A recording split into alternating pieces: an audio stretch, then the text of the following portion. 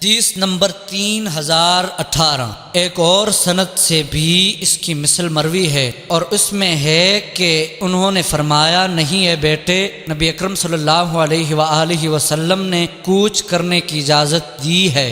حدیث نمبر 3019 حضرت عطا فرماتے ہیں حضرت ابن شوال حضرت ام حبیبہ رضی اللہ تعالی عنہا کے غلام نے ان کو خبر دی کہ وہ حضرت ام حبیبہ رضی اللہ تعالی عنہا کے پاس حاضر ہوئے تو انہوں نے ان کو بتایا کہ نبی اکرم صلی اللہ علیہ وآلہ وسلم نے ان کو مزدلفہ سے منی کی طرف رات کو ہی بھیج دیا تھا۔ حدیث نمبر 3020 حضرت ام حبیبہ رضی اللہ تعالی عنہا سے مروی ہے، فرماتی ہیں ہم رسول اکرم صلی اللہ علیہ وآلہ وسلم کے دور میں اندھیرے میں ہی مزدلفہ سے منی کی طرف روانہ ہو جاتی تھیں۔ حدیث نمبر 3021 حضرت ابن عباس رضی اللہ تعالی عنہ سے مروی ہے، فرماتے ہیں رسول اکرم صلی اللہ علیہ وآلہ وسلم نے مزدلفہ کی رات مجھے کمزور لوگوں کے ساتھ ہی بھیج دیا تھا۔